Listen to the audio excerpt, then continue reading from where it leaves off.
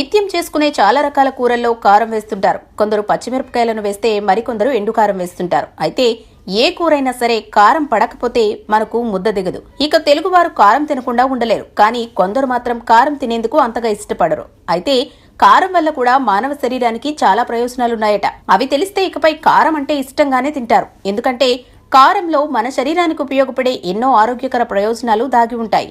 పొడి కారంలో ఉండే పలు రకాల సమ్మేళనాలు ఊపిరితిత్తుల క్యాన్సర్ రాకుండా చూస్తాయని సైంటిస్టులు చేపట్టిన తాజా పరిశోధనలో వెల్లడైంది. ఇక మిరపకాయల్లో ఉండే క్యాప్సిసిన్ అనబడే సమ్మేళనం అధిక బరువు తగ్గడంలో ఉపకరిస్తుంది. వాపులను కూడా తగ్గిస్తుంది.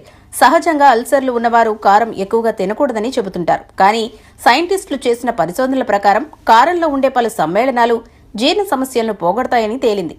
కారం తినడం వల్ల రక్త ప్రసరణ మెరుగుపడి గుండె జబ్బులు రాకుండా ఉంటాయి. ఇక తలనొప్పి, కీళ్ల నొప్పుల బాధితులు కూడా కారం తింటే ఆయా నొప్పుల నుంచి ఉపశమనం లభిస్తుంది. అంతేకాదు దగ్గు, జలుబు ఉన్నవారు కూడా కారం తింటే త్వరగా ఆయా సమస్యల నుంచి విముక్తి పొందవచ్చు. సో కారం అనగానే అమ్మ బాబోయ్ అనకుండా తినేందుకు ఆసక్తి చూపండి. తద్వారా ఆరోగ్యాన్ని కూడా మెరుగుపరుచుకోండి. ఈ వీడియో గనుక మీకు నచ్చినట్లయితే లైక్ చేయండి, షేర్ చేయండి. మరిన్ని వీడియోస్ కోసం మా ఛానల్ను సబ్స్క్రైబ్ చేయండి.